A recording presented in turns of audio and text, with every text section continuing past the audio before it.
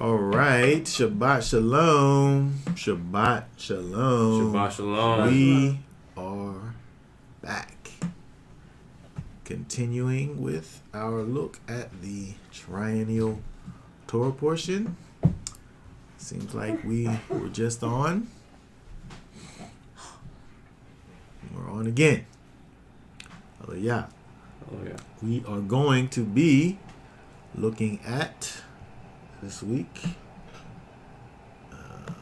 Genesis, Bereshit, chapter 8. Genesis chapter 8, which is He remembered Noah.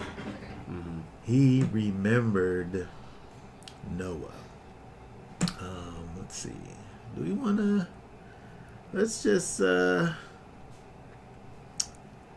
go ahead and read it through. We'll read it all the way through. Just get right into it. Just read it all the way through, and we'll come back and discuss after. So let me just go ahead and put it up on the screen. I'm not going to waste any time. Get right to it. As soon as I can find it here. Hold on 1 second. Genesis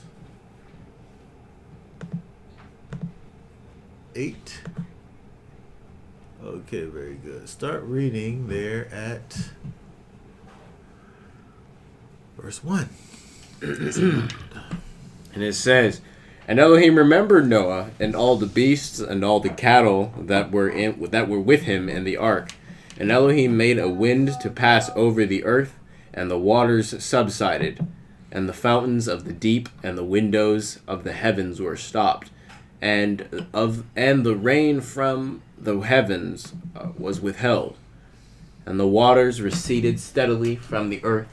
And at the end of the 150 days, the waters diminished. And in the 7th new moon, the 17th day of the new moon, the ark rested on the mountains of Ararat, and the waters decreased steadily until the 10th new moon. In the 10th new moon, on the first day of the new moon, the tops of the mountains became visible. And it came to be at the end of 40 days that Noah opened the window of the ark which he had made, and he sent out a raven, which kept going out and turning back until the waters had dried up from the earth. Then he sent out a dove from him to see if the waters had receded from the face of the ground. But the dove found no resting place for its found no resting place for its feet, and returned into the ark to him. For the waters were on the face of all the earth.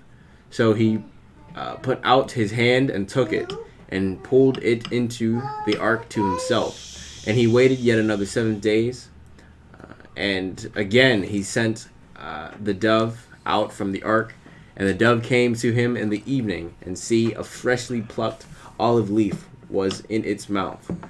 And Noah knew that the waters had receded from the earth. And he waited again another 7 days, and sent out the dove, which did not return to him again. And it came to be in the 601st year, in the first month, the first day of the new moon, that the waters were dried up from the earth. And Noah removed the waters of the ark, and looked, and saw the surface of the ground was dry. And in the 2nd new moon, on the 27th day of the new moon, the earth was dry.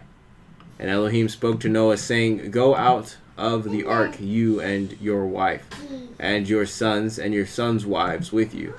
Bring out with you every life form of all flesh that is with you, of birds, of cattle, and all creeping creatures, the creeping creatures on the earth, and let them teem on the earth, and bear and increase on the earth. So Noah went out, and his sons and his wives, and his sons' wives with him, every beast, every creeping creature, and every bird, whatever creeps on the earth according to their kind, went out of the ark. And Noah built a slaughter place to Yahweh, and took of every clean beast and of every clean bird, and offered ascending offerings on the slaughter place. And Yahweh smelled a soothing fragrance.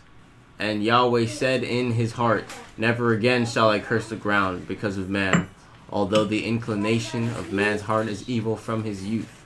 And never again strike all living creatures as I have done, as long as the earth remains, seed time and harvest, and cold and heat, and summer and winter, and days and night shall not cease. All right. Very good. Okay, let's go back up and look at a few things. We want to accentuate here today. If we go back up to verse 1. Here, firstly, let's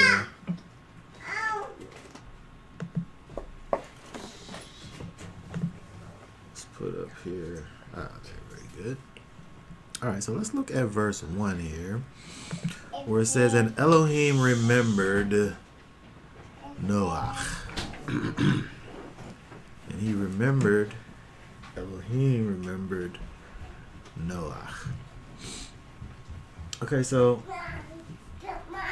this word here, remembered. I gotta find my cursor. There. Is a zakar. Zakar. To mark so as to be recognized. That is to remember, by implication, to mention,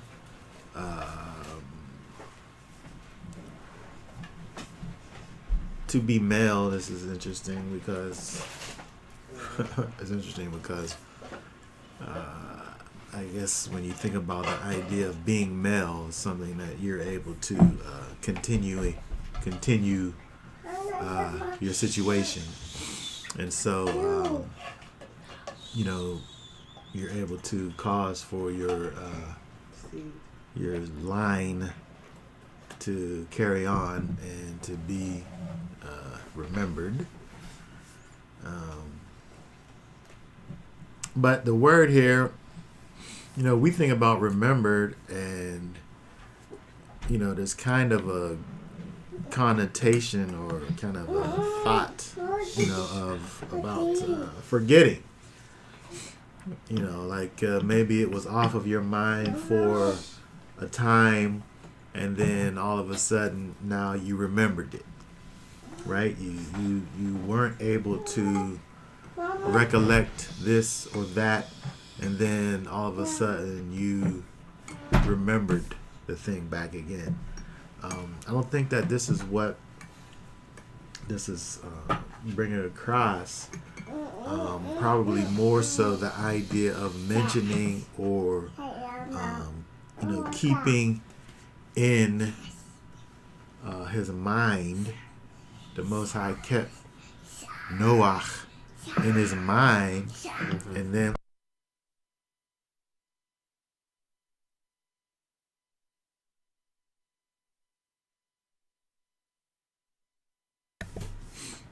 I want to look at some other instances where we see that Elohim remembered things, because what typically happens when we see when Elohim remembered is it's either the cause for him to be doing something kind of in someone's favor, or it's kind of drawing attention to the fact that the Most High does in fact have the remembered on his mind. So let's go to, I guess this is in Genesis. Let's go to chapter 30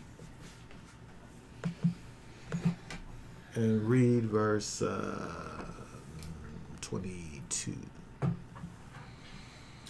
And Elohim remembered Rahel, and Elohim listened to her and opened her womb.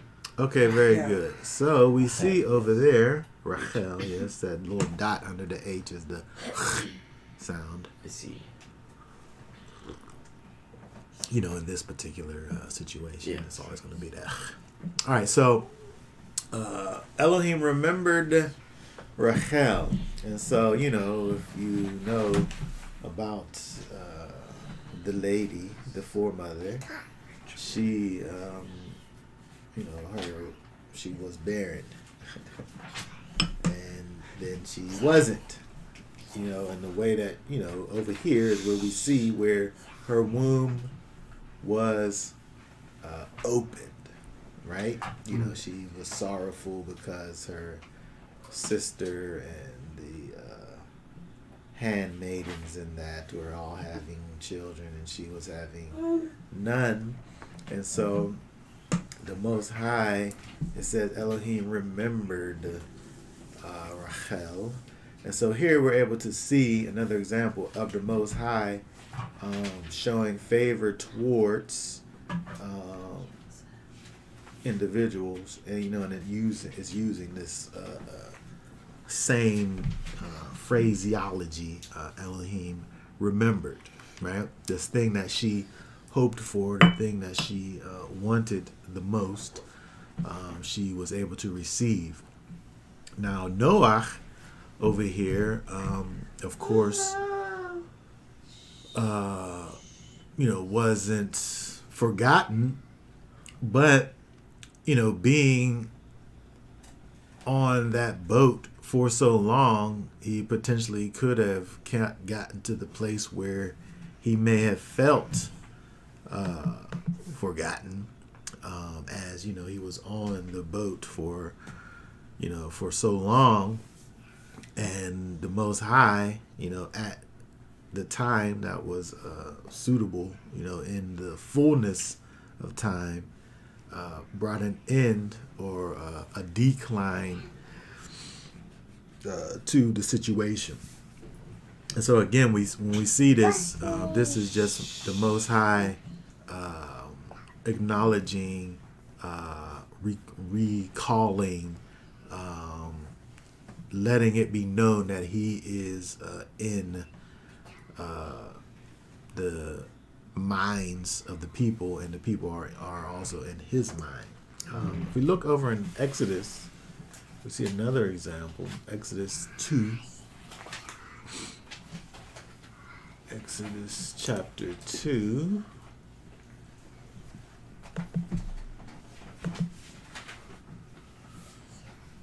And chapter 2, verse 24.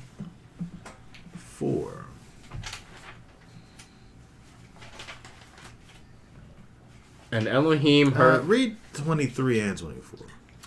And it came to be after these many days that the sovereign of Mitzrayim died, and the children of Israel groaned because of the slavery, and they cried out, and their cry came up to Elohim because of the slavery.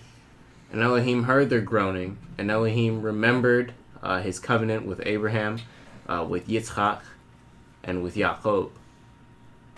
Okay, very good. Just read 25 too. And Elohim looked on the children of Israel, and Elohim knew. Okay, very good. So we see over here, again, maybe we have some time going by. The Most High, of course, isn't someone that could forget. However, from the perspective of the people, these examples that we see, time is going by. Whether it be the time of Rachel and her barrenness, which I'm not able to relate. My wife, let me just look at this, make this a little bigger so that it can be seen. My wife was barren for it was less than a year, right? How long was it? 8 what? months. 8 months. Wow. Okay, so my wife was barren, quote unquote, for 8 months. But I'm saying it like this because experiencing it felt to me, because I had to, I don't want to say I had to deal with it. I had to deal with this lady for these 8 months in just utter sorrow and despair over this time, right? And then Elohim remembered Tirzah and gave us Hiskiyahu. Okay, and so we know that the Most High didn't go anywhere. He didn't forget about Tirzah and her desires. And then he gave us this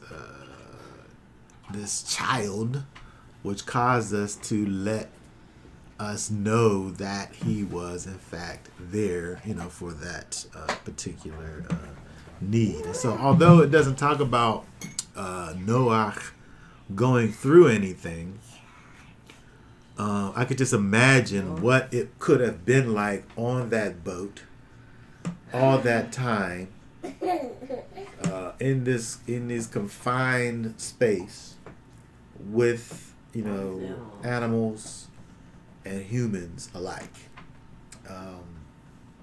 I've never been in the Navy. I don't know what it's like to be at sea over long periods of time. The first time I got on a boat, I was seasick.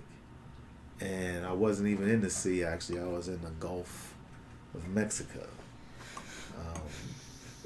I guess, comparatively speaking, it's kind of like a sea, the Gulf of Mexico. To me, it was anyway. On the boat looking out, it was like we was out there. You couldn't see anything. But, it was a boat. Did I take Dramamine? I can't remember if I took Dramamine or not. That's the seasick prevention pill that you take. Maybe I did. If I did, I think it didn't work, obviously. But I'm saying that Noah, it had to have been, right? It had to have been a high stress situation. And not only what's going on the boat, but what's it going to be like after? Like, what does the future hold when we get off of this thing? Like, it was all these unknowns going on. How long we're going to be on it? Because he didn't know. It wasn't like the Messiah wasn't like, okay, you'll be on here such and such a days, and then you'll get off. Right? It was unknown. He didn't know how long he was going to be on the boat. He didn't know where the boat was going to take him. He didn't know what the world was going to be like when he got off of the boat. And so he had to have had all of these things going on in his situation. And we see over here, again, the common thread in the placement of this phrase, Elohim remembered Noah, is the Most High coming and dealing with people, and meeting their needs, after these periods of time go by, just to let us know that he is in fact with us, right? And so it's interesting that we see one of the few places that we actually see this phrase in the scripture here, this like this Elohim remembered such and such, right? And so I just wanted to briefly look at that there. When we look at verse 2, let's go back to Genesis, Bereshit. Be sure to put your questions, comments in the comment section. Look over here at verse 2. It's interesting, we hear about the rain and we think about the rain and the heavens being opened, but over here in verse 2 it talks about the fountains of the deep, right? The fountains of the deep. And so, the fountains of the deep it's like the water is coming from up and it's coming from down. Right? You got water falling from the windows of the heavens, and then you got water rising from the fountains of the deep. Now I don't know if the fountains of the deep really are just holes that are filled up with water and then appear to be rising, similarly to how what we experienced in South Carolina when it was raining and the storm drains. Oh, yeah.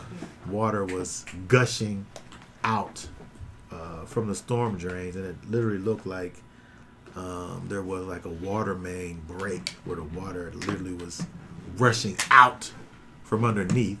But that being a storm drain, we know that the only reason why that water was there was from the rainwater. Mm-hmm. But anyway, this here deals with the stopping of the water, right? This is the way in which the Most High caused for Noah to understand that he was, in fact, remembering him, is that he was stopping the water from flowing.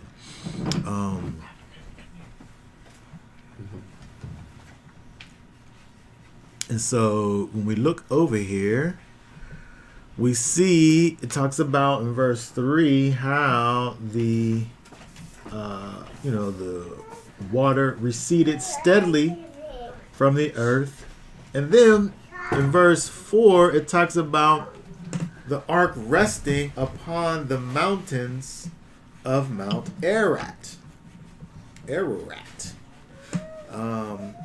What we know of today, I'm not sure if this is the same Mount Ararat that we see in the scriptures, but what we know of as Mount Ararat today is in, I believe it's far eastern Turkey.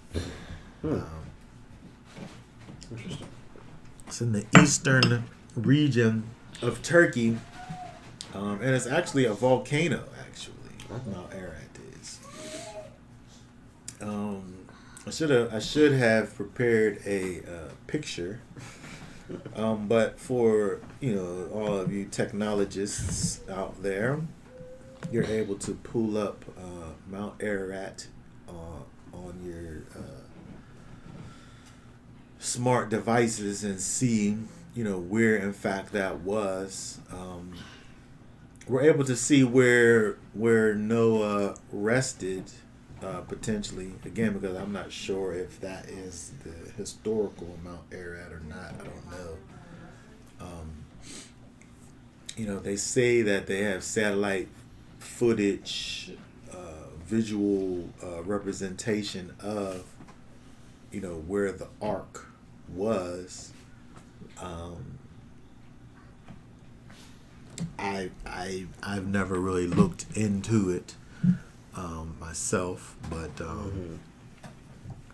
at least to our knowledge, we're able to look and see where this place is, and it's interesting. We can't know where he began, but he obviously didn't just stay in a stationary place, right? It's not just like he rose up in the boat with the water and just stood kind of right there, right? That's just kind of not how water works. Yeah. And then if you even think about, again, the amount of water and the things that must have been going on, it's interesting that when you look at the way in which some of the historians and people that speak about the flood talk about things. When you think about the fact that this great thing that happens most likely altered the way that the earth looked. When we think about the way the earth was configured when Adam, say, was walking the earth pre Noah and post. When you think about the fact that water covered the entire place. Did the water, like, what happened to all the water? Did it all evaporate? The water came, but where did it go? This is kind of an unknown kind of a thing. And so many people kind of believe that, there was, like, say for instance, when we think about, when we look at Genesis, when we look at Bereshit, and it gives us these the 4 rivers. I think it's 4 rivers that it talks about.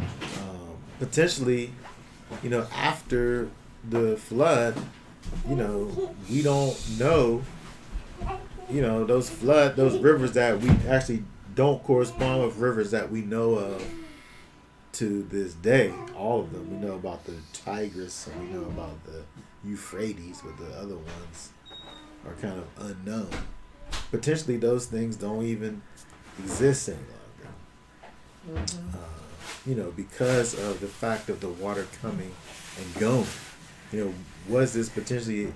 Were those rivers potentially at a place where, the water, maybe that place, those things grew into more something bigger. Maybe they decreased into nothing. There's a lot of obvious mystery to what the earth, the effects on the earth that the flood must have had to it being this thing that that we, I would say, have to think of as being a world phenomenon. There are those who speak about the flood and kind of think about it as being a local situation where the people in a particular area were flooded, but it wasn't a global situation. That's the Synecdoche. That's your new favorite word. But there is a section of people who think of the flood as being like a local situation. But when we read over in the scripture,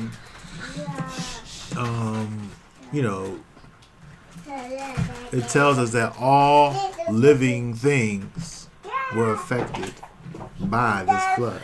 And so if we were to say that, I feel like we would also have to be saying that that all living things was in a particular area. If we believe the Bible, right? If we believe what the Bible says and we have that understanding, we will also have to understand that all living things were in this local area where the flood was, if that's the thought that we have, that it was only just in a particular region. What do we have over here? Let's see. Many just experienced Hurricane Ian down here in Florida. You know what? I didn't even check on my people down there when the hurricane came. The water definitely rose and destroyed everything in its path, but it recedes back into their place, the fountains of the deep. Yes. All right. Yes. Yeah. I mean, I spoke about the hurricanes that I've experienced, and it is a powerful, serious thing. I even check on my Florida peeps down there. I assume that they're okay because at least they got internet. to the very least, they have internet, so we know that much wasn't affected by Ian. But you know, water when it comes, you know, it's definitely a serious thing, right? And so we see over here with the Most High and it receding, and him receding the water when him taking it back, right? He gave the water the command to come, and now he's giving it the command to recede, to go back. And so it's interesting when we look over in verse 6 over here, verse 6, 7. Read 6 and 7 again for us here. 6 and 7. Says, and it came to be at the end of 40 days that Noah opened the window of the ark which he made, and he sent out a raven, which kept going out and turning back until the waters had dried up from the earth. Okay, the raven was going out and coming back. It's interesting that when we see, like, say, for instance, the raven, and we compare that to the dove, right? The dove, it says that when that was after, found no resting place for his feet and returned. The raven was sent out, and it kept going out and turning back until the waters had dried up upon the earth. But what exactly coming back? Was it just flying around in circles? It explains it differently than the dove goes out and returns. Let's see. Let me see if what these words look like in the Hebrew. 7. The raven went out, which went forth and fro. It said it went forth and fro. Forth and fro. Shuv. Oh, returned. Okay. Shuv. Bring out. Yatsah.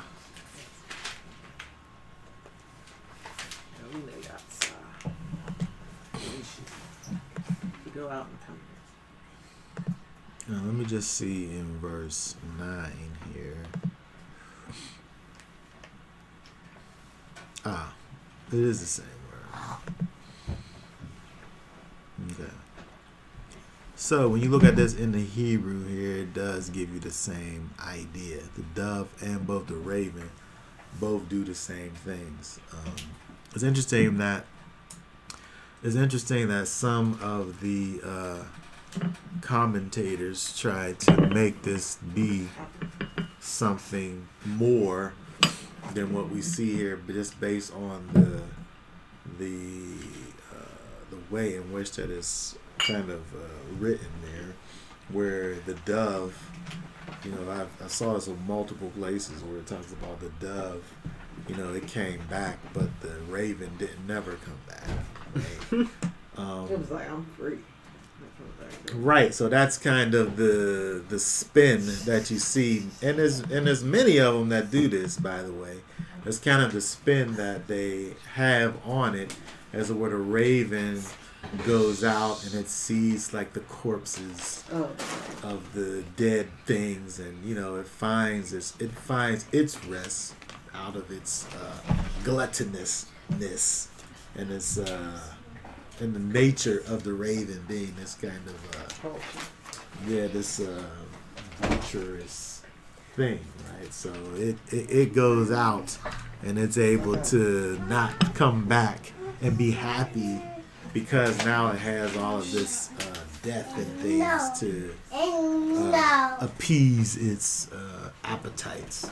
But the dove, you know, this symbol of the spirit, and you know, it's a whole thing that, and it wasn't a singular one who kind of had this idea.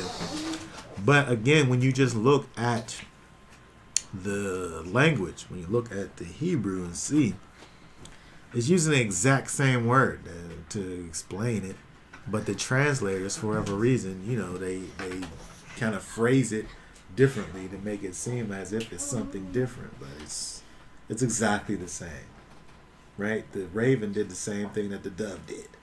The raven went out and the raven came back. It didn't find anywhere to land because there was no place to land, which I think, I don't know what the flying distance of a raven is.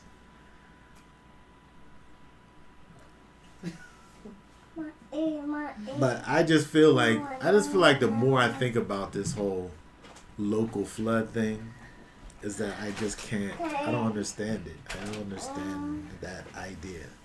But there's many people who believe in it. I guess I'm not one of those. Okay, so again, we see the raven. It goes out. It comes back. The dove. It goes out, and it comes back.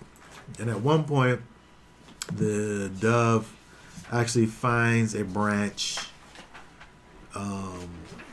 which is a sign that at least the trees have been uncovered, because the scripture tells us that even the mountaintops were covered. Mm-hmm. Even the mountaintops were covered. You know, we've seen, I don't know what do you know what the elevation of the Grand Tetons is? Look that up real quick. Because I think the elevation of Mount Ararat was like 12 or 13,000 feet. 13,775. What? The Grand Tetons? Highest peak. You know, the, what was that, like probably Mount Moran or something. 13,775 feet. Wow. Okay, look up Mount Ararat. 16,000. 16,000! Wow. So Mount Ararat. So I've seen a mountain with my very own eyes. I stood at the feet of the Grand Tetons, which stands at a lofty 13,000 some odd feet. Mount Ararat, after the water began to recede, was where the boat rested. It began to recede and it rested at 16,000 feet. But it still was, you still wasn't able to go out. That's crazy. And so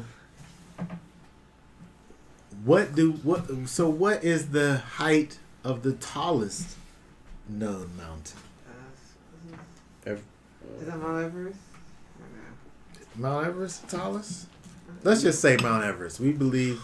Well, Mount Everest will be like On 29,000. 29,000. Something like that, I yeah. think the tallest mountain is under the water, maybe. Huh? Pretty sure the tallest mountain is I feel like you're going too far. under. Yeah, Mount Everest is 29,000. Okay, so it's almost double. That's crazy. I don't know what percentage is. If we had a mathematician here that would give us what the exact percentage is, but be that as it may, the waters began to recede and be restrained, and receded steadily from the earth over a period of time, and Mount Ararat rested on this thing that was 40% smaller. I just made that percent up. 40% smaller than the highest mountain, and you still wasn't able to go out. The tops, it says, of the mountains at this point began to be visible. And this is where Mount Ararat, where the ark comes to a rest at. And so, this was an enormous event.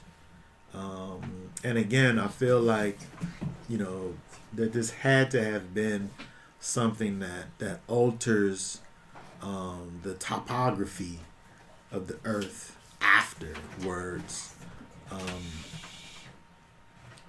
This is just my speculation. I'm not a scientist. I don't know. But it seems like it would have had to have altered the topography of the earth after such a huge event. But again, we see these, different things that go on with the raven and the dove being released, and the dove brings back a branch, and still Noah at this point, just for a branch to be brought forth, just says that trees are uncovered. It's not to say that it's safe, and so he obviously does the right thing and still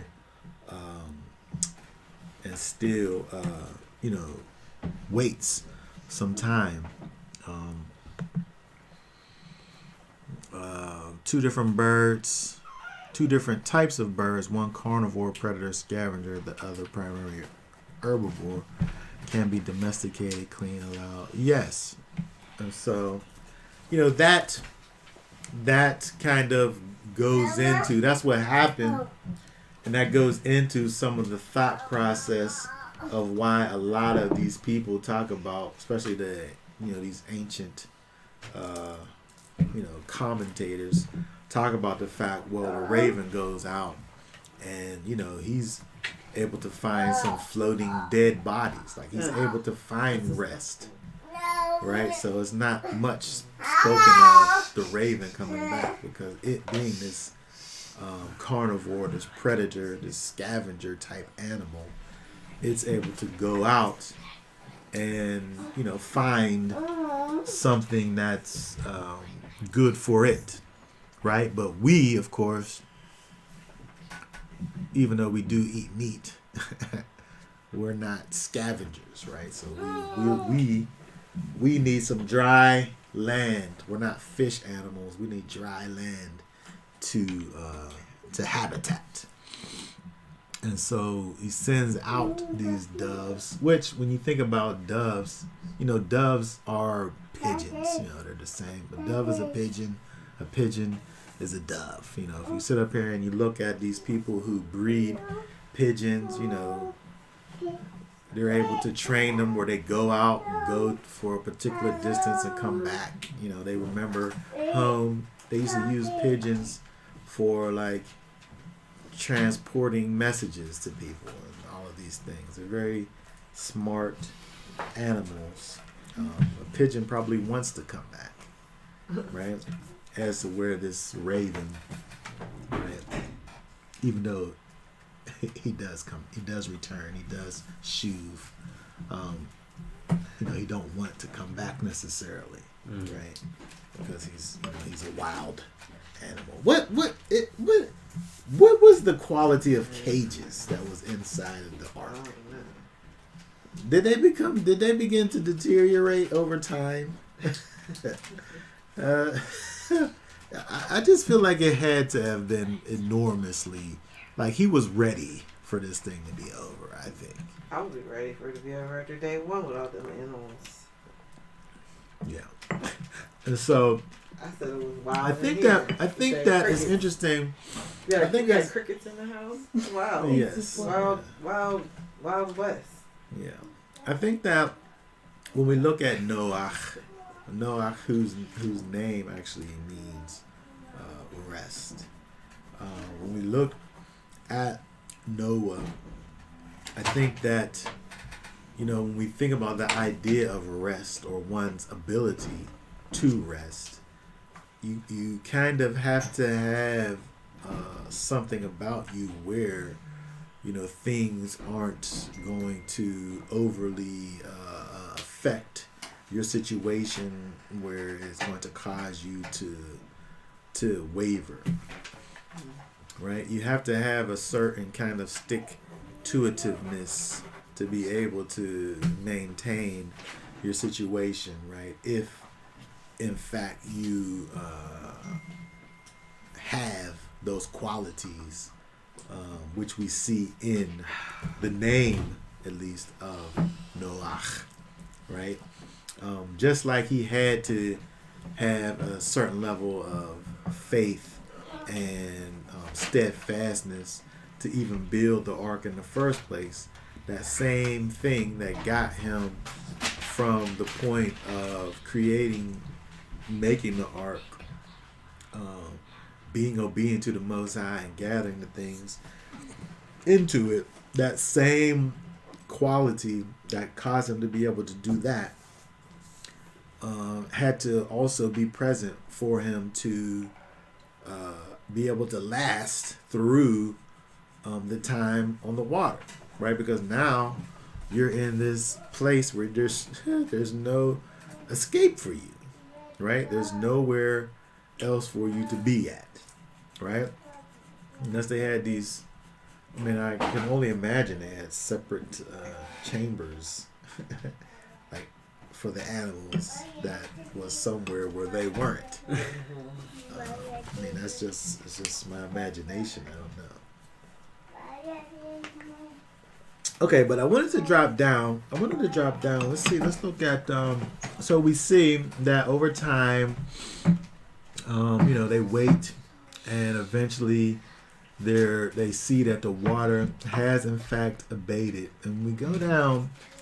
Read again for us.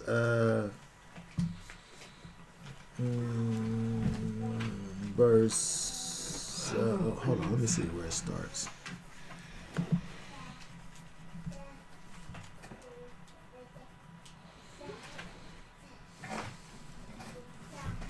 Oh, right here. Read the last 3 verses again.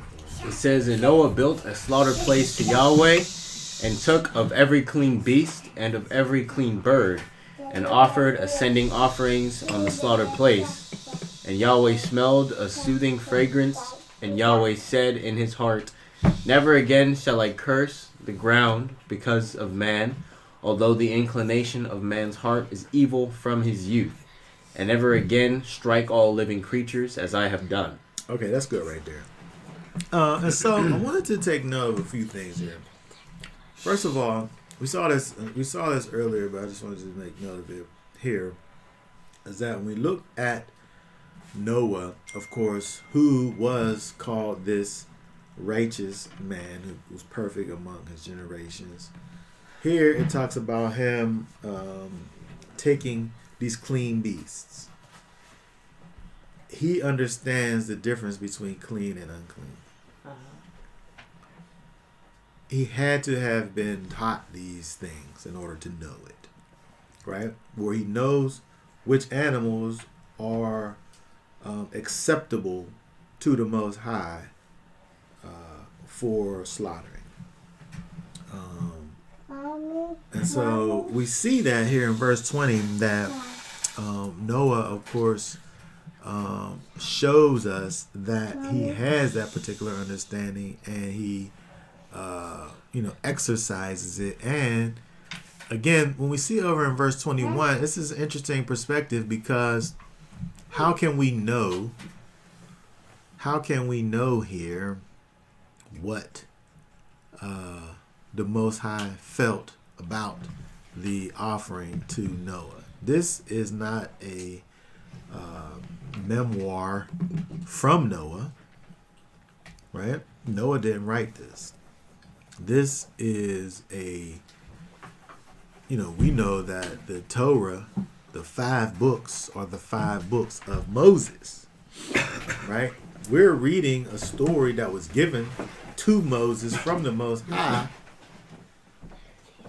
to Moses, right? About the things that happened before him, right? These, per se, are not things that were passed down to Moses over time, but this is what we are given from Moses to us based on what the Most High has told him, right? And so just something that we remember, because over in verse 21 we find out that the Most High smelled the soothing fragrance.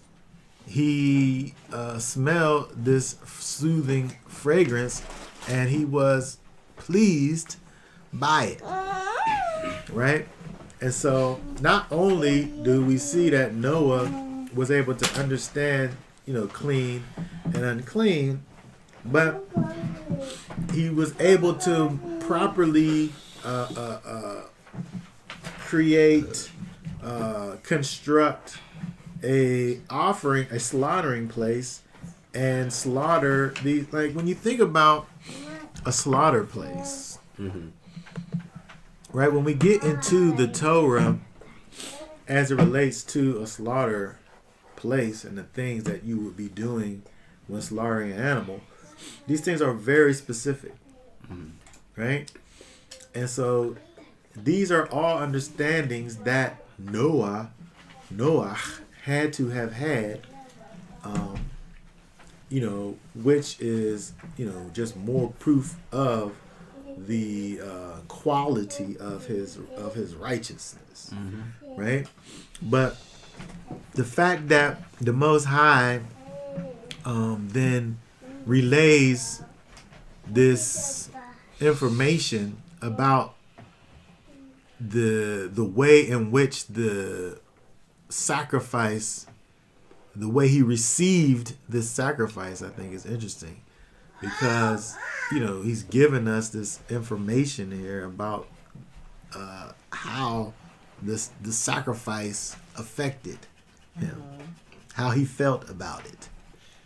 Right? We could have just known that he made a sacrifice, but instead we see that the Most High smelled this sacrifice and it was a soothing aroma, which I thought was interesting. And then not only that, but the Most High causes for us to be able to understand what he felt in his heart.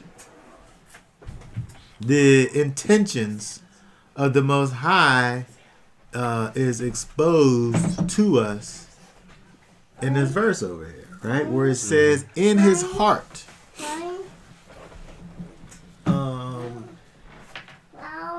And again, another thing, when we think about the way that the Most High is described to us, it's always described to us in a way that describes things from a physical perspective, because the Most High doesn't, in fact, have a heart.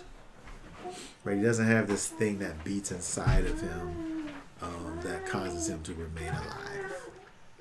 Right? That's how we, that's how we exist. But that's not how the Most High exists, right? We are created by the Most High, but He is the self-existing one, right?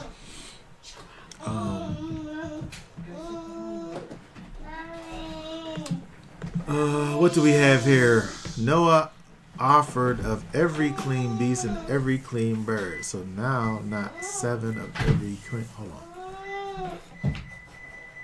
So now, not 7 of every clean animal, but 6, 3 pairs of each remaining to continue on the earth.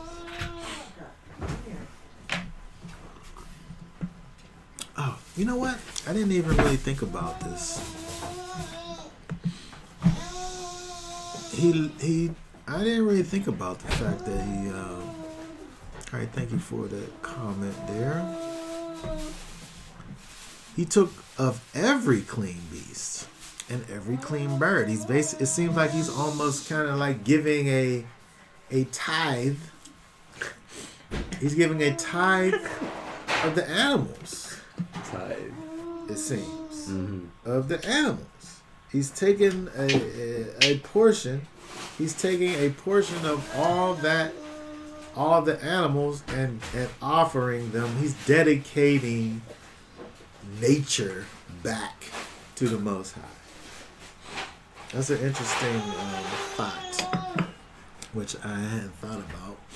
But the flood being this thing that is really the cleansing of the earth. The entire earth had, turned into this totally wicked place and needed to be cleansed by the water. And then what we find when he gets off of the boat is this action, which in fact is, seems like a tithe, a dedication, to the Most High, this first act that's been done, where he literally takes of every beast and every bird and offers it back to the Most High. It's almost as if he's rededicating earth to the Most High. This place that's been defiled by man. Noah is here establishing righteousness in the earth through this act here. Interesting. All right, so let's keep on going here. Okay, so again, as I was saying, when we look over here, we see that the Most High is sharing with us his intentions. He talks about what's in his heart, and he's exposing that to us. Where he's given basically this pledge,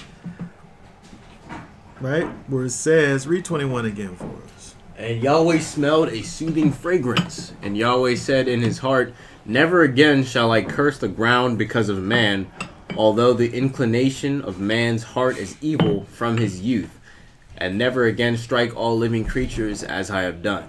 Okay, so again, this is kind of this pledge, right? Never again, he said. I will not again. I will not again. What's that? What's he saying there? What's he saying? Where I will not. What word is he using? Lo. I will not again. Lo. Yasaf. This is the root of Joseph's name, to add. So he's not going to add curses to the ground anymore because of man. There's a lot of it's interesting that there's so many caveats that are included in this pledge that the Most High is giving. He's given us this pledge. He's saying this thing what he will not do anymore. He will not add curses to the ground because of man, as he has done. He won't add curses to the ground because of man, in spite of the fact that their inclination of man's heart is evil from his youth. Despite of the fact that man actually deserves to have the ground curses be added to the ground on our behalf. In spite of that, the Most High said, I will not do that ever again. Even though the inclination of man's heart is evil from his youth. I recently heard a conversation, and we kind of talked about this some in the first part of Genesis, the original sin topic. And so when we look over here, it's interesting. It's interesting when we look at this, where we see this being said. Again, this is the Most High speaking of his own heart, with the inclination of man's heart being evil from his youth. I think that if somebody was going to make the argument of original sin, if they were going to make the argument, why don't I wonder, I see more people, instead of using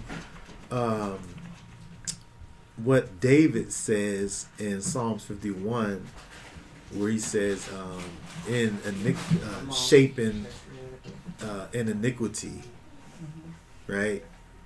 Why don't more of the original sin people use this verse over here where it says the inclination of man's heart is evil from his youth?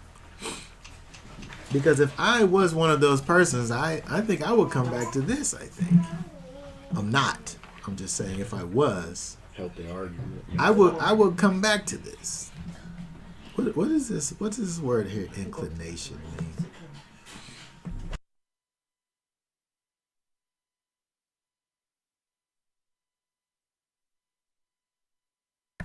Help me, brother.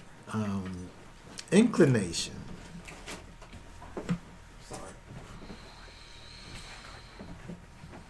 Oh, this word is imagination. For the imagination of man's heart is evil from his youth. Imagination. What word is that? Yet, sir. It's probably the same word that we see over in the earlier chapter where it talks about his imaginations were evil. So this is another thing when we think about as we think about the idea of the inclination of man's heart being evil from his youth. The thing that the Most High was resetting over here, although it was a reset,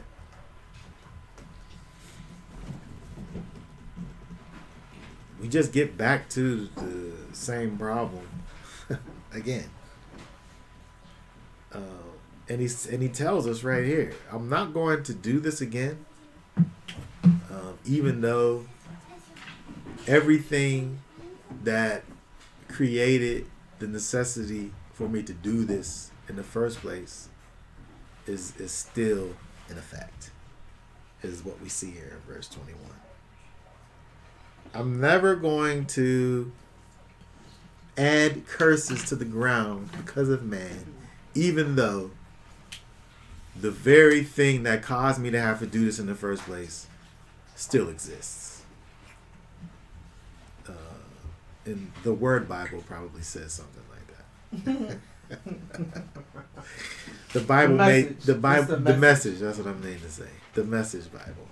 I wish somebody had the Message Bible so I can see what Genesis chapter 8 verse 21 says in it. But an oversimplification of what we see over here in Genesis chapter 8 is, even though there's still a problem, the same problem that started this whole thing in the first place, I'm not going to do this again to the earth. Genesis 8 verse what? 21.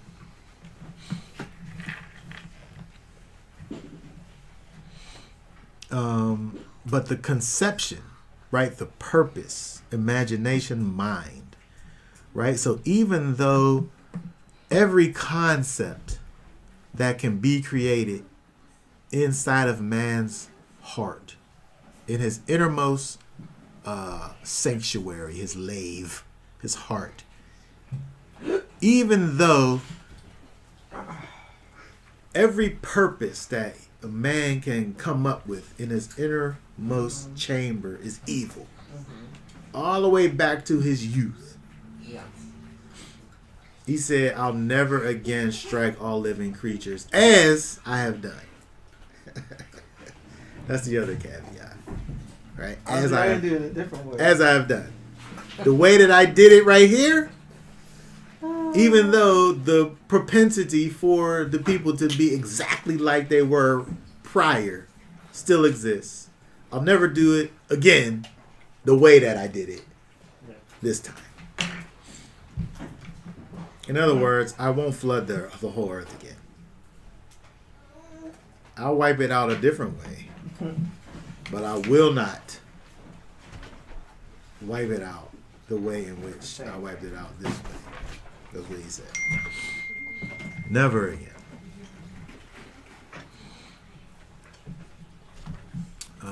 what's this? The other version. What's this? The Message. I'll never again curse the ground because of people. I know they have this bent. Oh, I know they have this bent toward evil from an early age, but I'll never again kill off everything living as I've just done. The Message. There's no comfort in that to me. What, verse 21? Yes. Why not? Why not? We're able to see as the scripture says, the loving commitment. The mercy of the Most High. Even though I know, and this is an example of a father towards his children. I'm going to beat you right now because of this terrible thing that you've done. And I know that because of the wickedness of your heart, Moshe, Oh, yes. that I'm going to have to beat you again. But he's saying, I promise I won't beat you like this again. There'll be other beatings, but like this, I'll never beat you again. There's mercy there. There is mercy. Right? Because there's a thing that you've experienced that was so bad. It was so bad that the Most High said, we're not doing this like this anymore. Even though you're going to deserve for me to have beaten you like this again, I'm still not going to do it. It shows us the character of the Most High. And he's showing it to us because he's telling us his heart, right? That's what he's doing. In his heart, it says. In his heart. So he's expressing his heart to us. He told it to Moses. Moses is relaying the message. Because Moses wasn't there with Noah. That's the only way he knows this. Right? They didn't bring no scrolls out of Egypt. Or out of the ark. Don't talk about that, right? He don't have an autobiography. Noah doesn't. Or maybe he does. Maybe it was in the Dead Sea Scrolls. I don't know. But what we do have is a writings of Noah that was given to Moses, and we're able to know the heart of the Most High. And so even though it seems as if it's something that's can be taken in a way, as Tirsa is not able to find comfort in it, I'm able to find comfort. This is because I can understand what it's like, as a father. This is an opportunity because how I'm very much so concerned about how everything's going to go. Right. And you just think everything's You're going to be supposed smooth to all the time. react to it like that because you're a woman. Judgment is not in your hands. You want the results of judgment, but you don't want the judgment to happen. That's your womanly nature, right? Yeah. That's in your nature. That's why I understand that judgment must happen, and I don't really care what happens after the fact because I'm about just letting the judgment happen. Yeah. But from a logical standpoint, I understand the children, that's how they are. You're able to give a child correction, and they'll love you 5 minutes later. I can go down the street and slap somebody in the face, and then they'll hate me forever. A grown man, he'll hate me forever. That's that guy that just walked up to me and slapped me. Might kill me. Right? But a child, at the end of the day, I think they understand. They get it. I was wrong. This is what happens when I'm wrong. I get consequences. Right? Or someone in their right mind understands.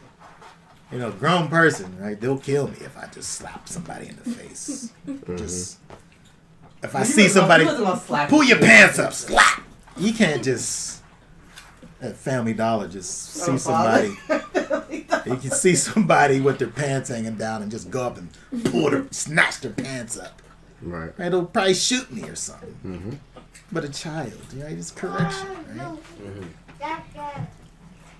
That person shooting me would be operating in emotions, which mothers do.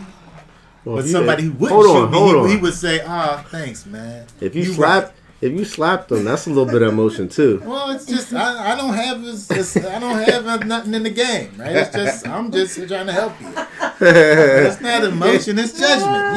You need to pull your pants up. This slap is your judgment. You out of your mind. Well, maybe too in this verse. The question is, did all living creatures deserve to die for what man's evilness was? He said, and never again strike all living creatures as I've done. Yeah, all living creatures. Yeah, Maybe you just get man next time. I think that when you think about man's role, and we learn man's role from understanding creation. All of these things was put in place for man. The Most High created the perfect situation, put man in the situation, and said, "Rule over this the way that I will have for you to be doing." When we think about the same thing could be said when we look at these wicked nations, that the Most High goes in and says, "Wipe out these wicked nations. Don't leave nothing behind from these 7 wicked nations. All of the Canaanites and the Jebusites and the Gershites and all of the ites. And those children didn't do anything yet, but when they grow up in the ways of their fathers, that's what they're going to do." Mm-hmm. And so when we think about the Most High over here, what he does with earth, it's a total cleansing. The earth had become unclean,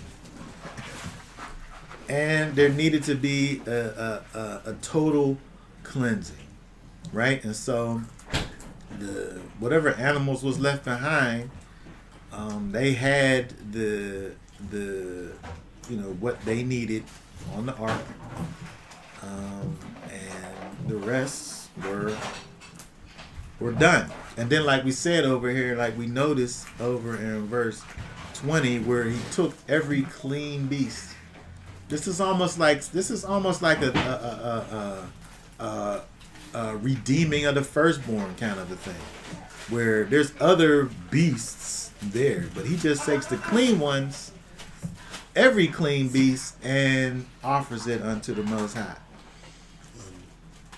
And so it's interesting that we, within this reset, it's like everything kind of is reset. Man's reset through Noah and his family, and then even the animals are reset through this rededication almost of the animals in the wild, both wild and domestic, kind of almost being redeemed through this act of offering them to the Most High. What's this say over here? I see mercy and opportunity for more to be saved from utter destruction in verse 21. Right. There's definitely the opportunity, because what we're dealing with is it's a new beginning, right? You have this new beginning with Noah and the and who he's who's to come as a result of him. All right, let's see what this says before we go to the next verse here. Yahweh saved only Noah and his family before. Here he says, "I won't destroy everything." Like this again reminds me of what he was going to do with Moses when Israel was off. Yes, exactly. And he would have been right? Because it's whatever the Most High would have done to Israel after the golden calf, it wouldn't have been like this, right? And he was just talking about Israel anyway. So he could have caused a flood. He could have caused a local flood to wipe out all of Israel at the base of the mountain. And it would have just been Israel. He'd have still been keeping his promise to Abraham because Moses was from Abraham. And he wasn't killing all the living. He was just killing Israel. Like he could have did that, right? All right, let's keep on going. Let's look down here. I want to look at verse 22. There's a lot to think about in this verse. Let me read again verse 22. As long as the earth remains, seed time and harvest, and cold and heat, and summer and winter, and day and night shall not cease. Okay, very good. So at the end of this pledge that the Most High is giving to Noah, this covenant almost that he's making to Noah, and saying that I won't do this like this anymore. Then he has this thing over here in 22 where it talks about the seasons, seed time and harvest, cold and heat, summer and winter, day and night. These things will not cease as long as earth remains. And so this almost takes it a step further. We have the caveat where he kind of says, I won't destroy everything like this as I have done, killing all creatures like this. But when we look over here in verse 22, it's almost as if he takes it a step further in saying that as long as earth remains, there's always going to be seed time and harvest. There's always going to be cold and heat. There's always going to be summer and winter. There's always going to be these 6 seasons. We always think about the 4 seasons here kind of in our Western culture. But, in that ancient Near East culture, the seasons are kind of broken up into these 6 divisions here: seed time and harvest, cold and heat, summer and winter. And then, of course, we also have this day and night, right? And so, somebody more involved in the season topic can talk more about, I know. I should have had a guest speaker here to talk about Genesis 8 and 22. But what I want to talk about in regards to this is the idea that when we look at these things, which, the seasons, which, cause us to understand a connection to agriculture, right? And so when we think about, it's interesting. I found this thing over here where they were speaking about the idea of Israel and our original connection to agriculture, right? And the quote says that the pastoral life, or the lifestyle that is incorporated in, being like a farmer, somebody who tends pasture, right, was the means of keeping the sacred race, while yet a family distinct from mixture and locally unattached, especially while in Egypt. When you think about the idea of Israel as this group of people who kind of were, people who tended to their farms. You're essentially self-sustaining if you live a pastoral life. You live in a farm. You have your food. You may from time to time go and have dealings with, in the market with, people on the outside. But essentially, you are separated from all of that, and you deal in your particular situation. And then, it goes on to say, when grown into a nation, they conquered their future seats.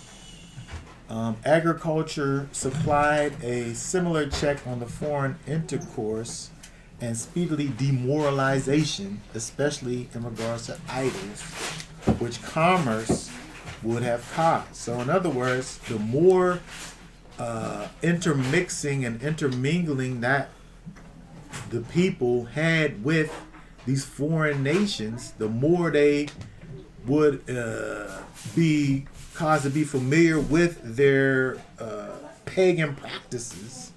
And this is something that commerce kind of perpetuates.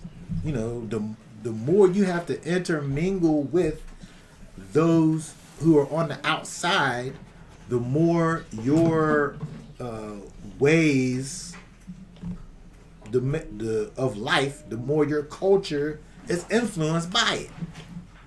If you're someone who goes off and you live out in your situation and everything, you're all self-contained, you don't have to have any dealings with those that are going to cause you to kind of, want to be, like them over there.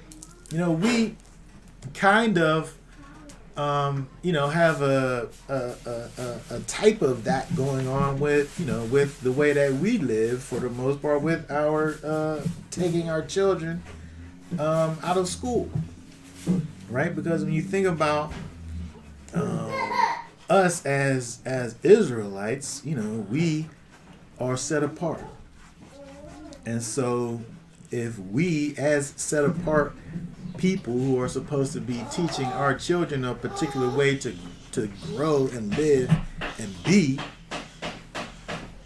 when we remove our children from the place that basically creates more of them, right? It's a step into the direction of this set apart life. And when we look at what becomes the Torah, the Torah, inside of it, the laws and things that we can't do necessarily because we're not in the land, is set up for Israel as being this set apart, distinct nation unto itself. Self-governed, governed by its own self. Governed by what the Most High sets in place. And so, linking it back to the agriculture, when you think about, say for instance, when you think about the worship of the Most High, that's incorporated in the Torah. You have things like, of course, if you have animal sacrifice, right? You would have to be someone who raises animals, right? Which involves agriculture. So you have to feed the animals, right? You have to know when to have them outside. You have to know when to have them, bring them inside. You have to know how to have food, either growing it or obtaining it in order to feed it. It involves agriculture, right? And so sacrifice, animal sacrifice, being a main component of the worship that the Most High put into place, is directly connected to agriculture, which, when we understand these seasons that he said will never cease, it helps us to be able to be inside of that cycle. When we think about his feast day, well, we could still start think about the just regular sacrifices, because when you bring an animal sacrifices, you also brought a meal sacrifice, which is you made some bread or something. You made some cakes. Either you baked it or you fried it or you cooked it in a pan. For some wine. Or some wine, or for a libation offering. But you wasn't going to the store to buy the wine. Right. You wasn't going to the store to buy the bread. It was from the thing that you grew outside, which you're able to grow because you have an understanding of the cycles that the Most High said will never cease. These seasons. Some people think that in Israel they go out in the springtime and start planting. Right, because we aren't connected to the cycle that the Most High said will never cease. And so this year, I want to be a husbandman so bad. But I'm a terrible husband, I must say. Terrible. I'm not able to farm. And it hurts my soul. You have grapes too. I have grapes that got a disease. I don't even know how to cure the disease. I'm just a terrible husbandman. But I'm able to, at bare minimum, understand things. I had some collard greens outside that the deer ate, so I wasn't able to partake of them. But I never plucked them up, and so that stalk was still there. So if you leave the collard greens outside with the leaves off and just the stalk is there, over the winter comes, the winter happens, and then the springtime comes again, that stalk is going to sprout up and flower, and seeds are going to come on top and fall off and grow again. But if you don't leave them outside in the winter, that don't happen. And so I have wild growing out there right now collard greens that I never planted. I never planted the collard greens because at seed time, which is not springtime, they have to be out in the winter. They have to be out in that coldness. Something happens, I don't know. I'm a terrible husbandman. Something happens in that cold time to cause that thing that you just left in the ground to, at springtime, for it to sprout and seeds to pop out and grow.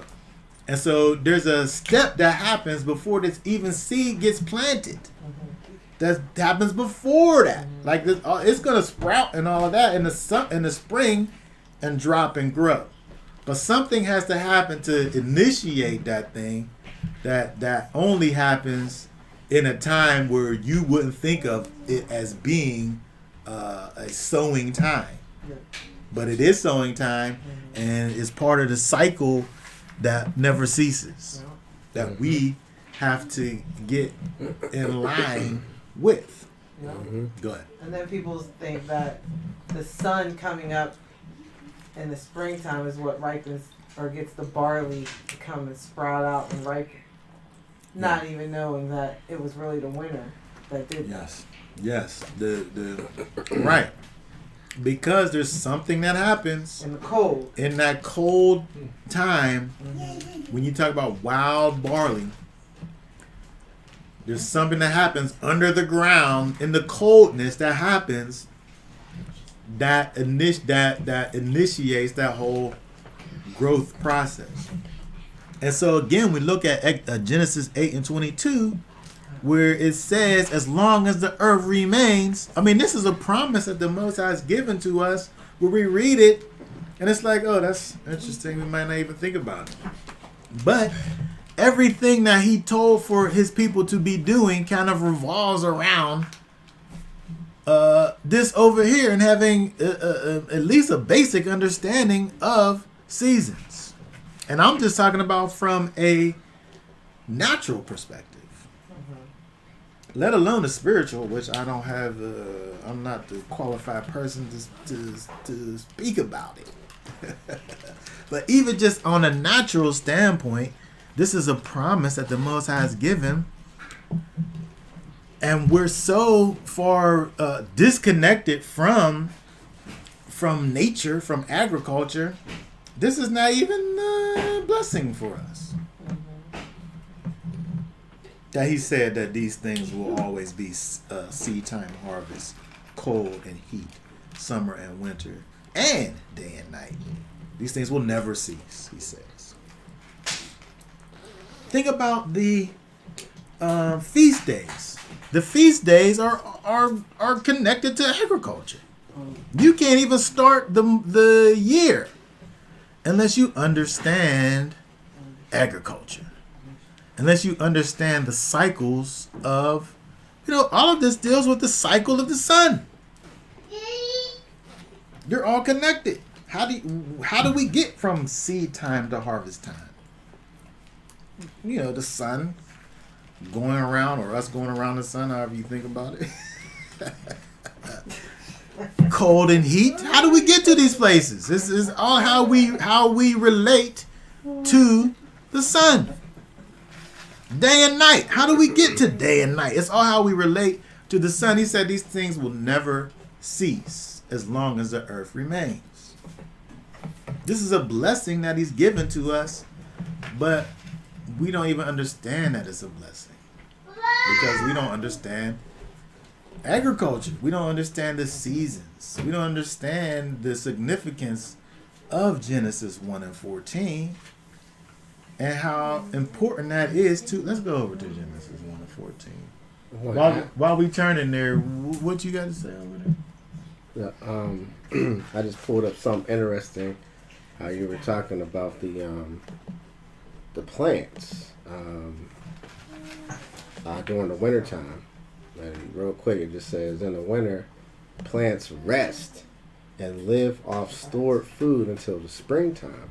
So it's like it's just a cycle, but like a Sabbath for the plants. Because you think about when because in the wintertime it's less daylight, so the plants are receiving less sun. So it's like it's saying that a lot of the plants extract their water extracts so they can freeze properly, and they're kind of like repairing, because it says that during the hotter seasons, their leaves and different parts of them are destroyed from insects and whatnot.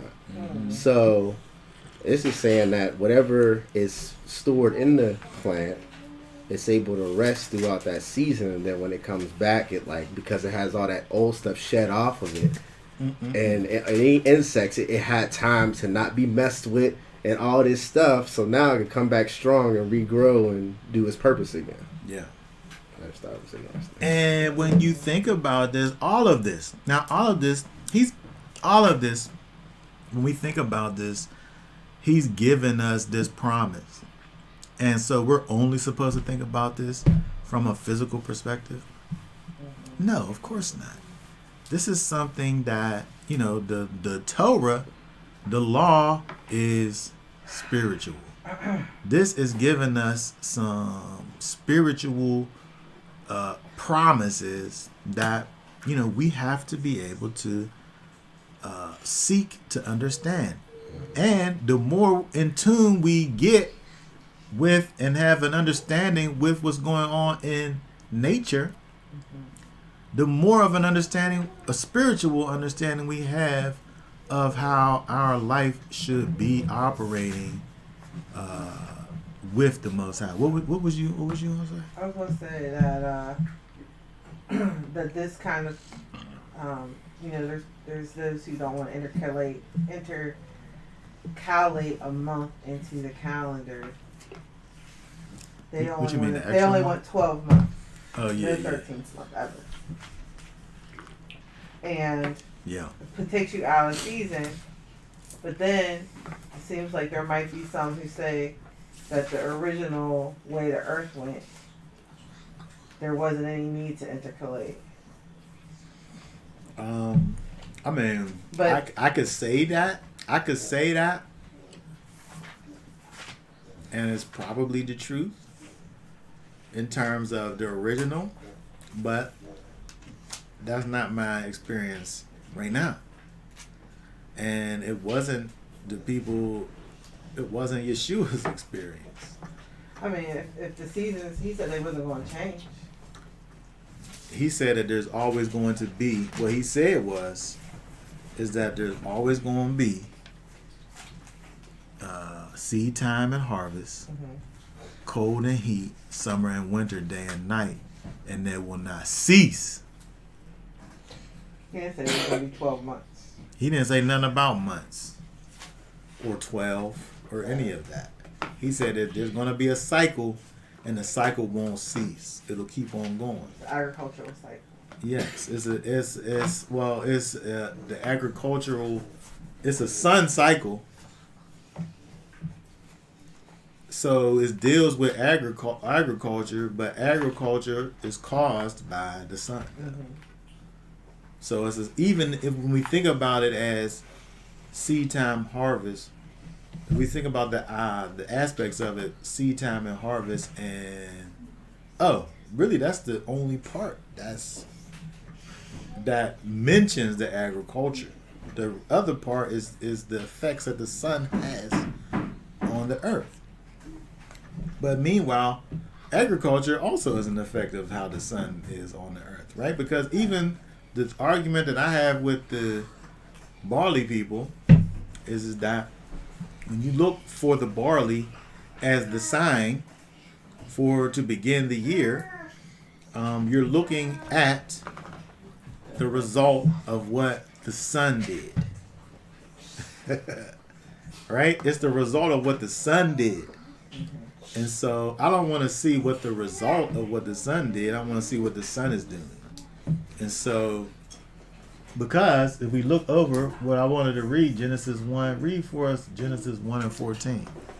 Elohim said, "Let lights come to be in the expanse of the heavens to separate the day from the night, and let them be for signs and appointed times, and for days and years." Okay, very good. So understanding seed time and harvest, cold and heat, summer and winter, day and night, we got to understand the things that we use in order to reckon those things, which are the lights in the sky. The greater and the lesser, the sun and the moon, and even the stars for that matter. And so there's all of these things that we become disconnected from, and then these ancient commentators, bring this idea to the light of saying that the more we deal with the commercial aspect of things, and the more that we allow for those things to be influenced in our life, the more interconnected we are with those on the outside, the easier it becomes for us to be able to be demoralized, because our focus goes from, like, if I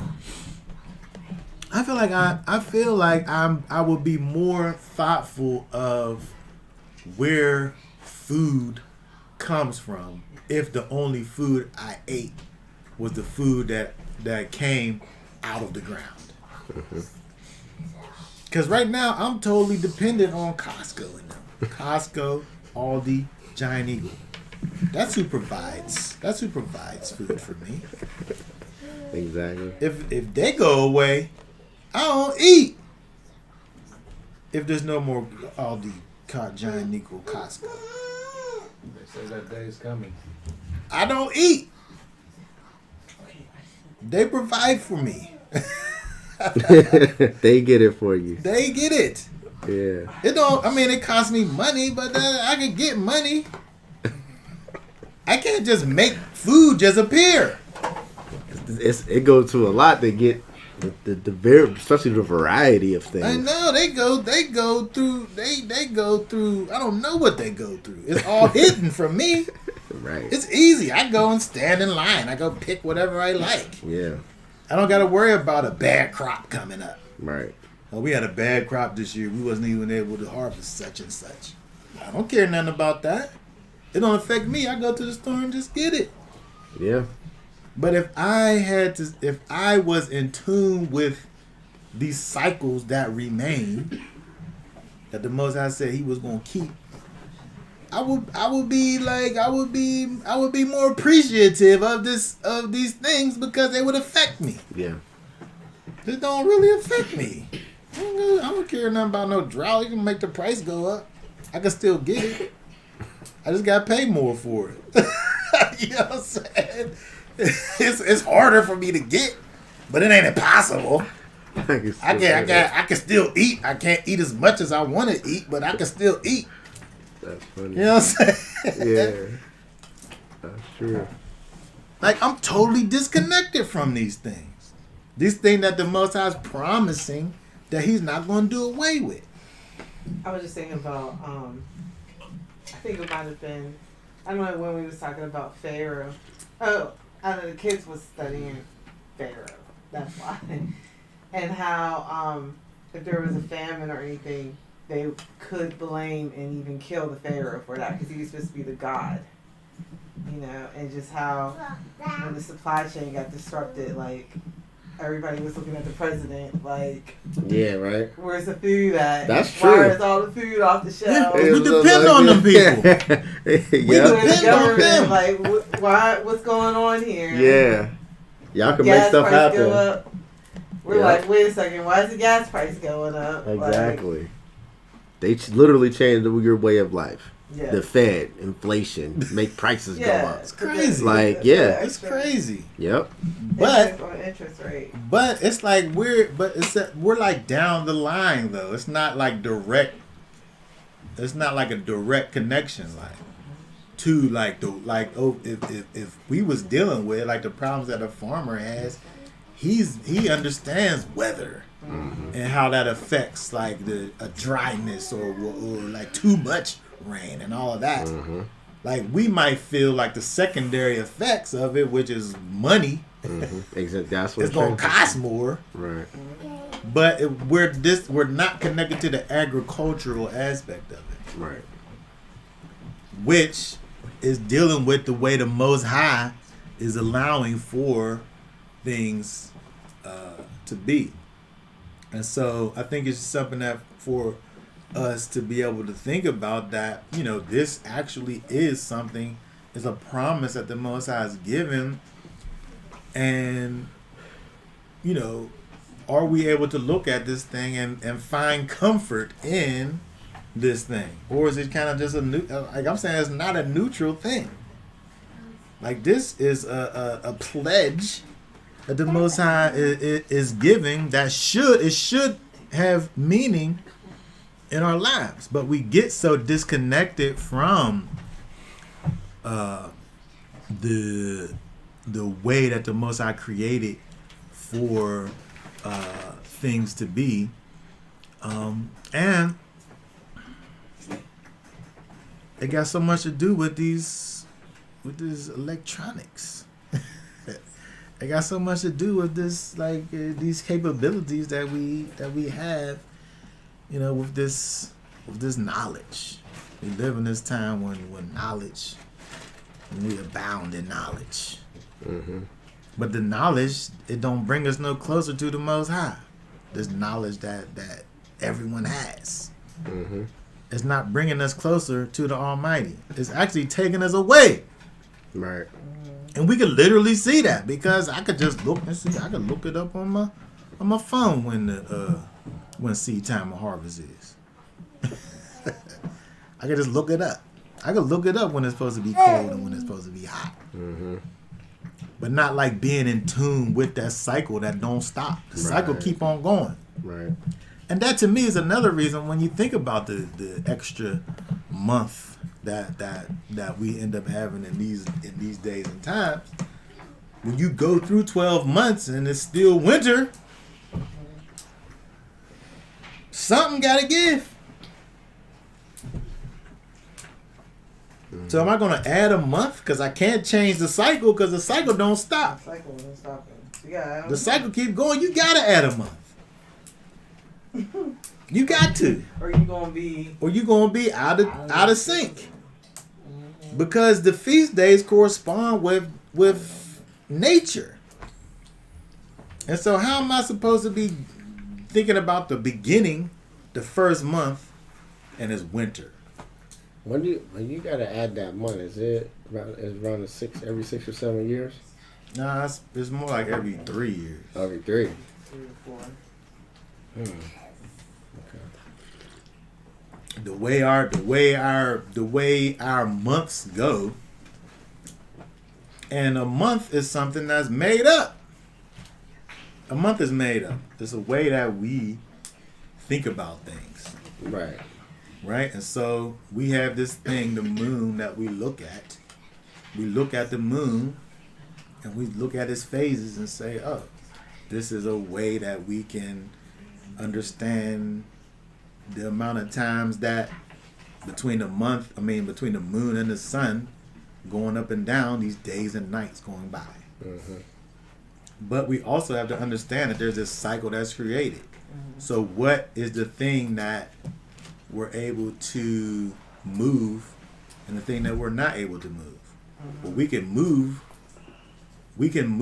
the amount of reckonings in terms of months, number of months, that could be moved. But what can't be moved is like summer and winter. Mm-hmm. Like that, we can't say, well, we got to 12, so now it got to be summer, or now it's got to be spring. We can't. We have to. You I gotta. don't care what it look like outside. It's the springtime. I have to be able to understand that it's not spring until stuff starts springing, and then I can call that something. I can call that something what I'm looking at. Right. But I can't call it something that it isn't. If it's winter, I can't say that it's spring. I mean, if one tribe identifies as In 2022. That's so funny. That's so yeah, funny. you know what? That's the exact. That's what these people is out They're here with doing these. that. If Yeah. you one of these strictly 12-month people, you just like a trans person. Damn. Or you can say trans that's harsh. Isn't that harsh? Oh my goodness, that was harsh. Way with it. Did I We say that? stay away from Wow. controversial things. Wow. Here at Direct That was Pod. harsh. Like, I don't know why I don't know why I said that, but I think it's the truth. Because you can't sit up here and tell me if it's winter outside that it's springtime. And I mean, people are celebrating Sukkot in July. That's just weird. Because Sukkot is harvest time. Oh, wait a second. Let's Oh my goodness. look at Exodus 34. And I'm gonna go off of this. I just wanted to say that the Most High put these seasons in place, and He said they won't cease. What's 34? What's 34 and 22?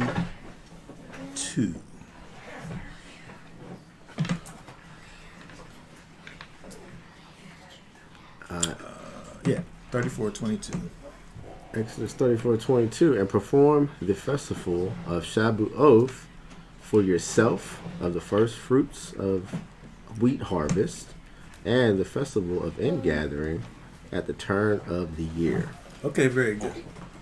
So, when we look at this verse over here, it's a very important verse when we talk about understanding the seasons, agriculture, the seasons that the Most High put in place. You can see both of those things, seasons and agriculture.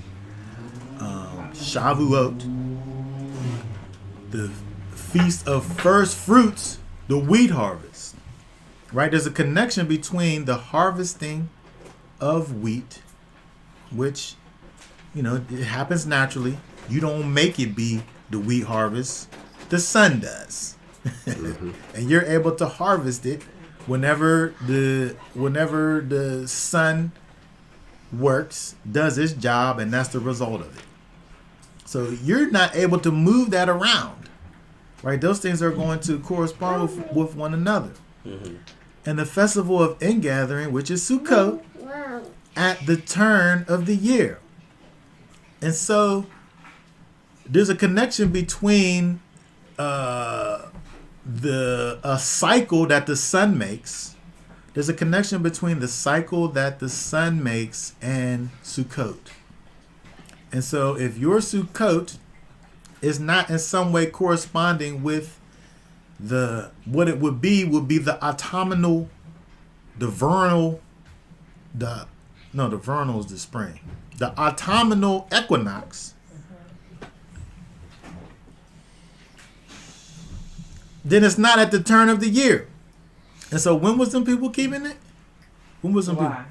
In July. That's in the summertime.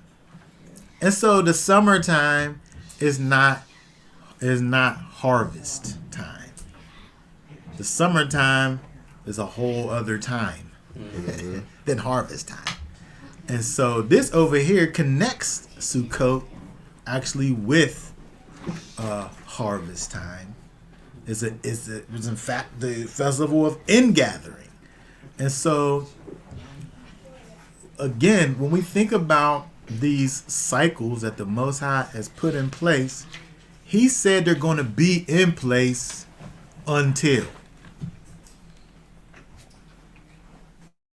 Interesting to see and understand that there's going to be a time when they're not in place like this. Let's look at Isaiah. Let's look at Isaiah Yeshayahu 13, 9 through 11.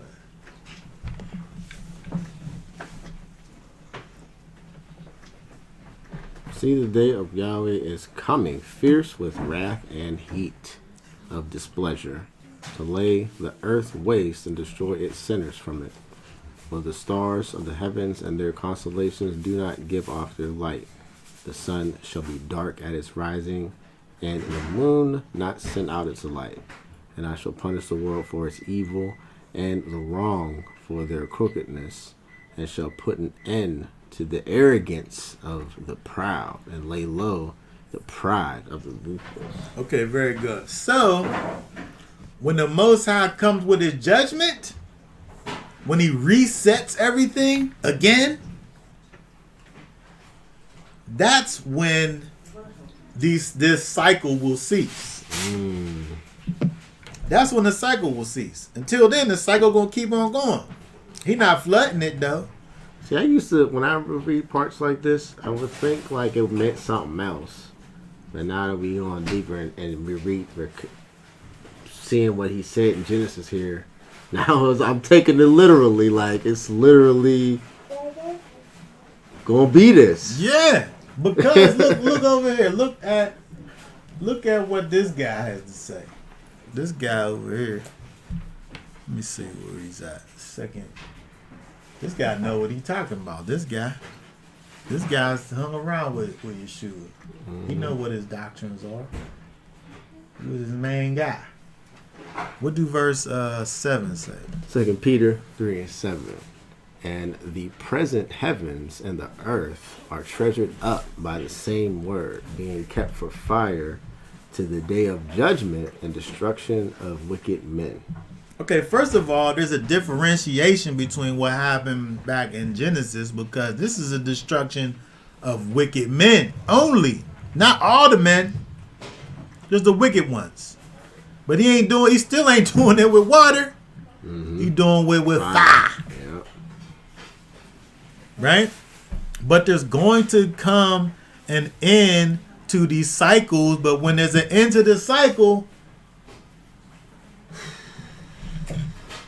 it's going to be silence for the space of a half an hour, because it's going to be the wicked being judged. And as much as we want for the wicked to be judged, ain't nobody gonna be sitting up there making no noises while it's happening. He said it's gonna be silence for half an hour. What's Isaiah 24? Isaiah 24, 20 through 23 say. It says, the earth shall stagger like a drunkard, and it shall totter like a hunt, and its transgression shall be heavy upon it, and it shall fall and not rise again. And in that day it shall be that Yahweh punishes on high the hosts of exalted ones, and on the earth the sovereigns of the earth. 22. Yeah. Okay, and they shall be gathered together as prisoners and gathered in a pit, and shall be shut up in prison and be punished after many days. And 23. And the moon shall blush, and the sun shall be ashamed. For Yahweh of hosts shall reign in Mount Zion in Jerusalem. And before his esteem, before his elders and in esteem. It said the sun's going to be ashamed. If you ashamed, you hiding yourself. Right? If you ashamed, you ain't standing up tall. You kind of cowering down if you ashamed.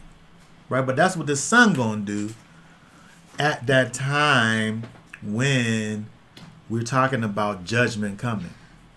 But until judgment come, the Most High got this cycle of things that he put in place that's going to remain in place. Now, this is something that we actually should be able to take note of and be aware of. Because when the cycle stops, it's something bad going to happen. This is crazy. Because this stuff literally happening. I mean, it's going to be super perceived because like I said, I thought it was like some parable that, the sun stopping and then this and that. But that's really going to be crazy. Because the things that he put forth in Genesis, that is normal. The world accepts it. That's normal. We got calendars, all these things based on that normal. He's going to disrupt the normal. Yeah. Because we got to a place where we're not connected to the Most High, and he about to reconnect us back. Right, yeah. So either either like we said during trumpets, either you're gonna be happy about his coming, or you're gonna be sad. But the coming is coming, and he is going to reestablish. He's going to bare his arm. He's going to show his muscle.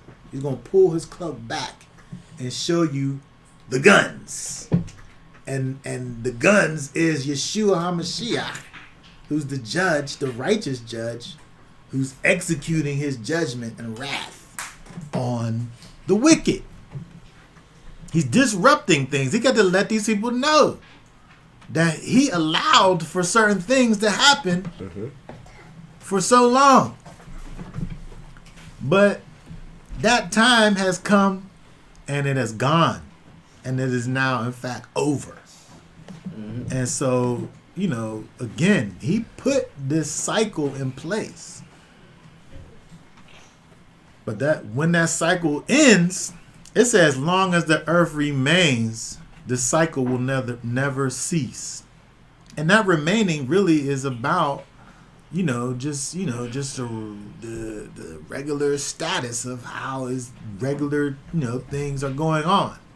But when we look at all of these verses and see about what the Most High told his prophets to tell his people, and also Yeshua, the things that we're able to look for and see, that there's going to come a time when the cycle is disrupted, and when that cycle is disrupted, it's judgment time.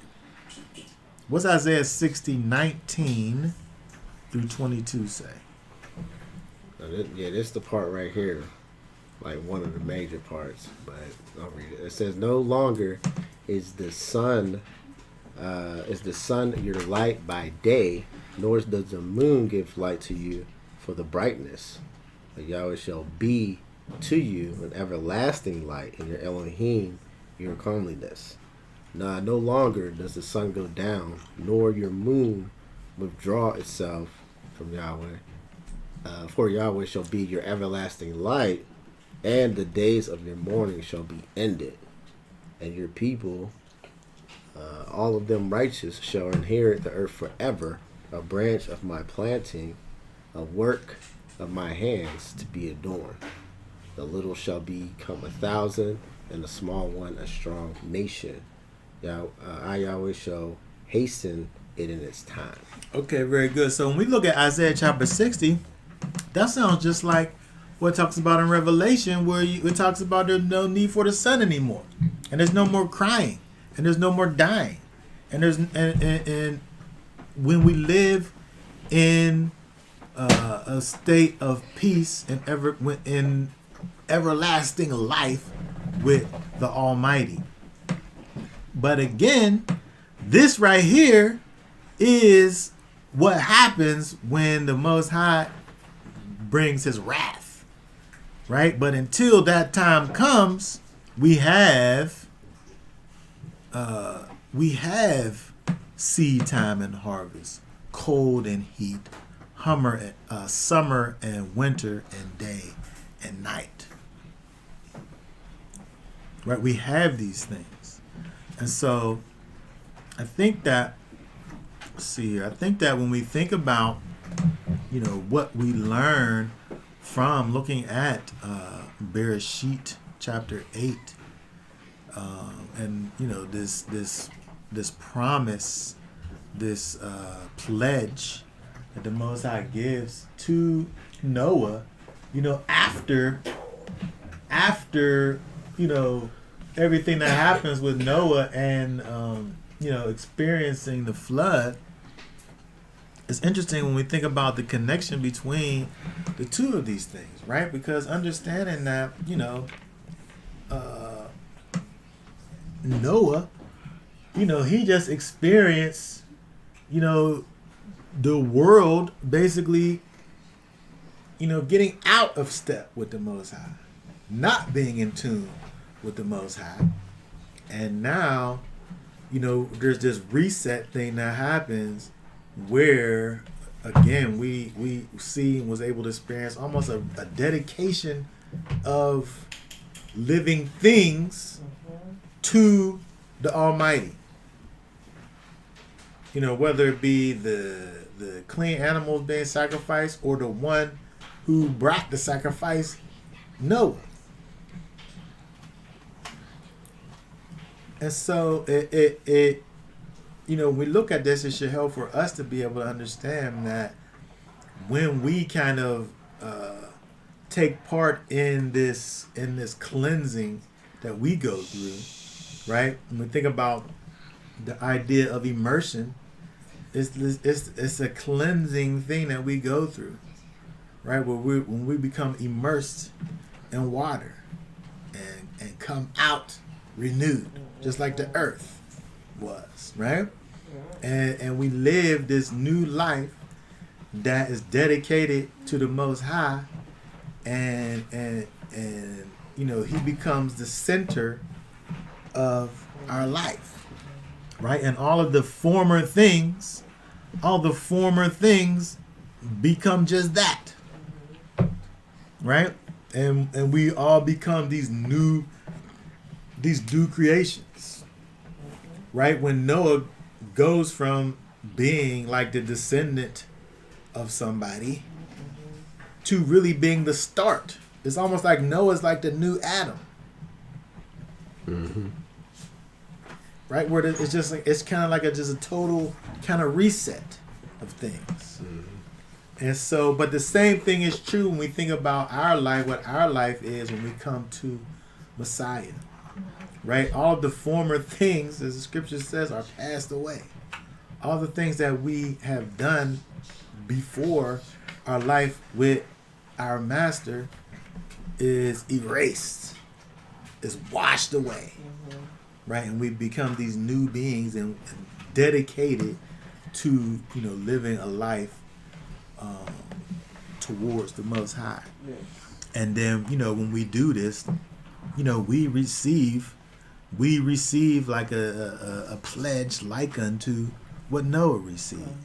Is that if we believe in the Son who is Yeshua, if we accept the atoning sacrifice that He has done for us, and continue in a life that is exemplary of what the Ruach HaKodesh manifests in our life, we will be with our Creator, right? We will be saved from this separation that we exist in even now.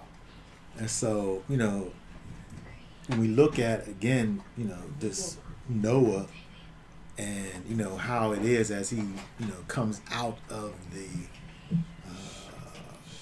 the flood, it's interesting the things that it kind of causes one to think about this new beginning, this freshness, this rededication, that we all kind of need, in our lives, even right now, and being aware of the things that the Most High put in place that is so easy for us to not even think about because of the modern advances, quote unquote, that we experience. Okay, does anyone have any last questions, comments? Before we end over here. Okay, all right, so that being said, let me take a look at the calendar real quick.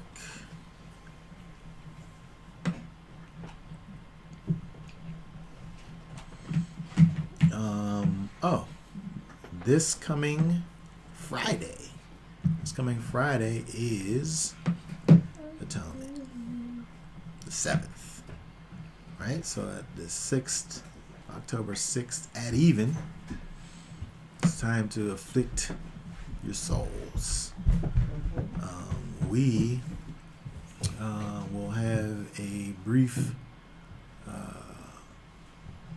stream on Friday afternoon, and our normal thing on Shabbat.